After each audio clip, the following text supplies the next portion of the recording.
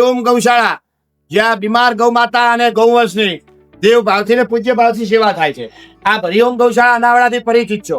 તો આ ગૌશાળાની મુલાકાતે ચાણસ્મા તાલુકાનું જે રણાસણ ગામ છે, તે રણાસણ ગામના અંદર એક ગોપી મંડળ ચાલે છે બહેનોનું. આ ગોપી મંડળની આ બહેનો આજે પ્રથમવાર જ હરિઓમ ગૌશાળાની અંદર મુલાકાતે આવ્યા છે. તો એ બહેનોના માધ્યમથી અમે જાહેર જનતાને અને ચાણસ્મા તાલુકાના જે ધર્મપ્રેમી સનાતની ભાઈઓ છે એમને વિનંતી કરીએ છીએ કે આ બીમાર ગૌ માતાના લાભાર્થે પૂજ્ય રમેશભાઈ ઓઝા ભાઈ શ્રી જે વિશ્વવિખ્યાત કથાકાર છે, એમની શ્રી ભાગવત કથા જે ભગવાન શ્રી કૃષ્ણનું વાગ્મય સ્વરૂપ કહેવાય એવા ભાગવત શ્રીની અહીંયા કથાનું રસપાન થવાનું છે. 12મા મહિનાની 1લી તારીખ એટલે કે ડિસેમ્બર મહિનાની 1લી તારીખ સોમવારથી શરૂ થશે આ કથા. કથાનો સમય સવારે 10 થી 1 રહેવાનો છે. અહીંયા ગૌ ભક્તો માટે દિવ્ય ભોજનની પણ વ્યવસ્થા કરવાની છે. અહીંયા રહેવું, કોઈ ગૌ ભક્તોને, કોઈ ધર્મપ્રેમી જનતાને રહેવું હોય તો ગૌશાળામાં રહેવાની પણ એની વ્યવસ્થા થશે, સાધનોની વ્યવસ્થા થશે. એટલે આ દિવ્ય ઉત્સવની અંદર દરેક ધર્મપ્રેમી જનતાને પધારવા અમે હાર્દિક આમંત્રણ આપીએ છીએ. આ કથા દિવ્ય એટલા માટે થવાની છે કારણ કે સરસ્વતી નદીનો કિનારો ભાઈ શ્રી રમેશભાઈ ઓઝા અને ગૌ માતાઓની વચ્ચે જ્યારે આ પ્રકારનો કાર્યક્રમ થતો હોય ત્યારે ધર્મપ્રેમી જનતાએ લાવો ન ચૂકવો જોઈએ.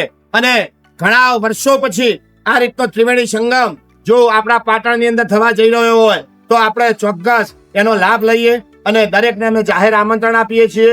જય ગૌ માતા, જય ગોપાલ. જય ગૌ માતા.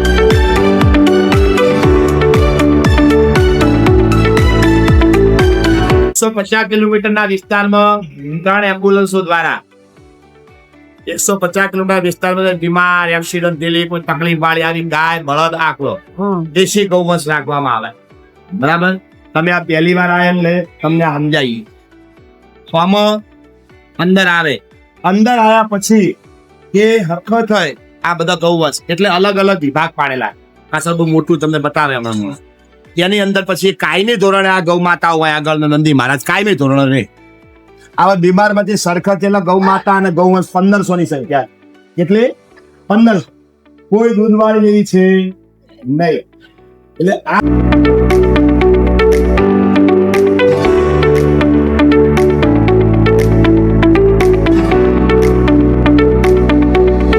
બોલો ગૌ માતા કી જય.